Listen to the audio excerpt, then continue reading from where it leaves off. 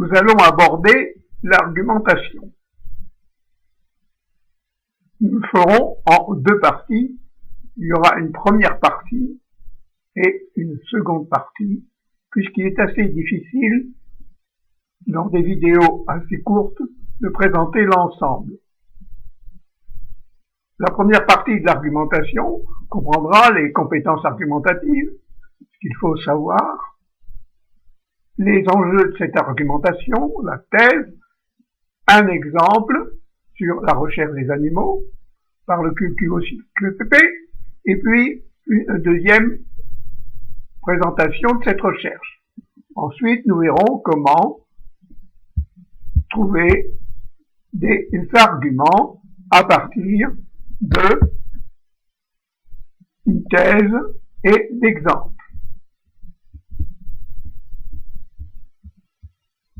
Première partie de l'argumentation, donc, les compétences argumentatives.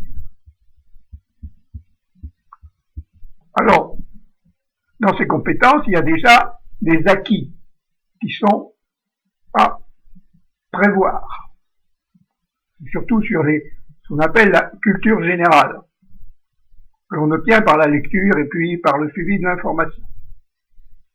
Ensuite, vous avez déjà vu les connecteurs argumentatifs qui ressemblent aux connecteurs de texte, bien évidemment, et puis la reprise nominale, pronominale, les nominalisations, la pronominalisation, etc. L'explication. Bon, maintenant, quel est le contenu à acquérir, la compétence à acquérir? Eh bien, cette compétence, elle consiste à produire une argumentation complète, en écrivant un paragraphe d'une allure argumentative.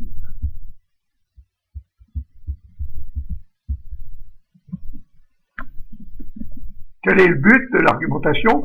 Voyons les enjeux de l'argumentation que l'on cherche à obtenir. Alors, il y a 4 enjeux. Le principal, c'est persuader, amener quelqu'un à croire, à penser, à vouloir, à faire quelque chose. Le second, c'est convaincre, amener quelqu'un à naître une façon de penser ou de se conduire. Troisième, eh bien là, c'est moins polémique, on veut dialoguer, confronter des points de vue. Et le dernier, c'est illustrer, c'est-à-dire qu'on donne des exemples, on illustre une argumentation, une thèse, une idée.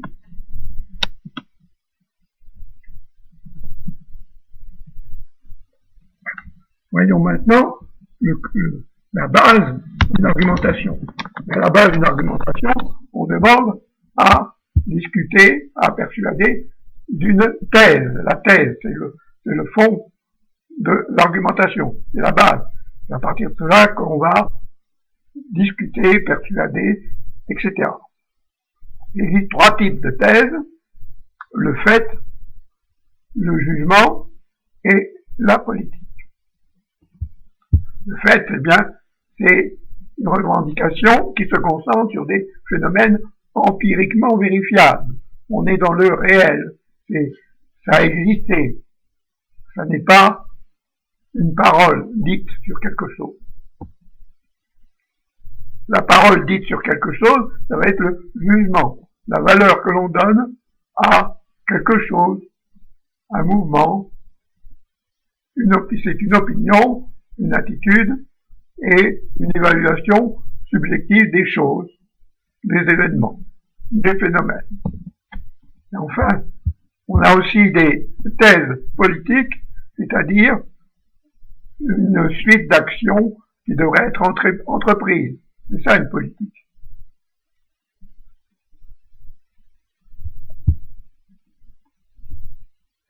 Voyons maintenant sur un exemple de recherche d'idées sur une thèse à défendre. Le gouvernement devrait interdire la recherche sur les animaux.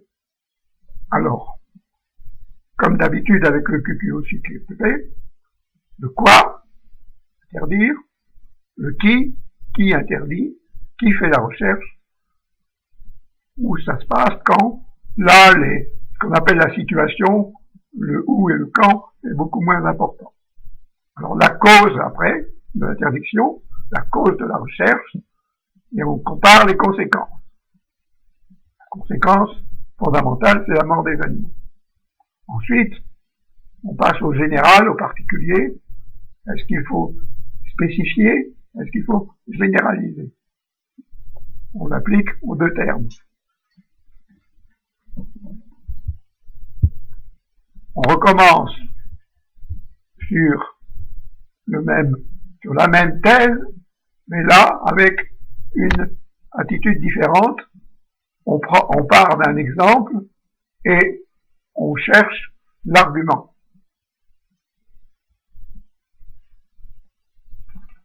Alors on va voir le bien-être des animaux, le gouvernement, on se pose une question de modération. Est-ce que c'est toujours vrai? Est-ce que c'est pas toujours vrai? On prend une thèse contraire, la réfutation, ensuite on réapplique une modération si nécessaire, pour arriver à une solution au problème. Voyons maintenant comment on peut réussir à trouver un argument à partir d'une thèse et d'exemples. Là, on va, à partir d'une thèse et d'exemples, trouver un argument. Alors, vous allez voir ressurgir les notions de thème et de propos que vous avez vues au début de mes vidéos. Alors, les arguments qui suivent illustrent comment on peut les trouver à partir de la thèse et d'un exemple. Ils sont produits en réunissant une cause à un effet, en prenant le thème de l'un avec le propos de l'autre, le propos de l'un avec le thème de l'autre, et en généralisant et en conceptualisant le détail. Alors l'argument bourse, vous lisez, j'ai mis en gras les thèmes et propos. Et ensuite, vous voyez comment on les réunit. Là, pour l'argument bourse, on va réunir l'incertitude et la volatilité, le propos de l'exemple avec le thème de la thèse.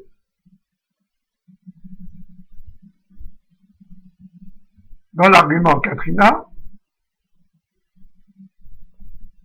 même chose, thème et propos en gras.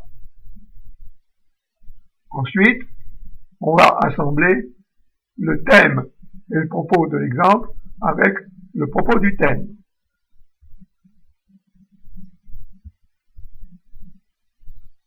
Dans l'argument Reagan, on va voir le thème de l'exemple avec le propos du thème. Vous lisez? Et rebelote avec l'argument plante, vous avez bien compris comment on passe en fait de la thèse et de l'exemple à l'argument. Au passage, vous avez vu que, par exemple, dans l'argument Reagan, on a bien pris le propos du thème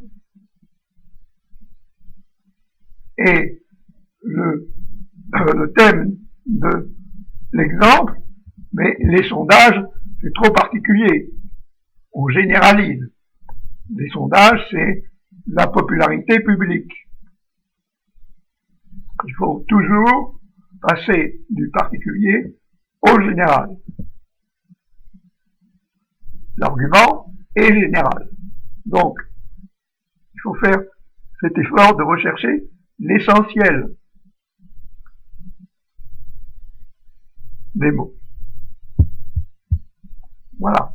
La prochaine fois, nous approfondirons les procédé argumentatif. Merci de votre attention.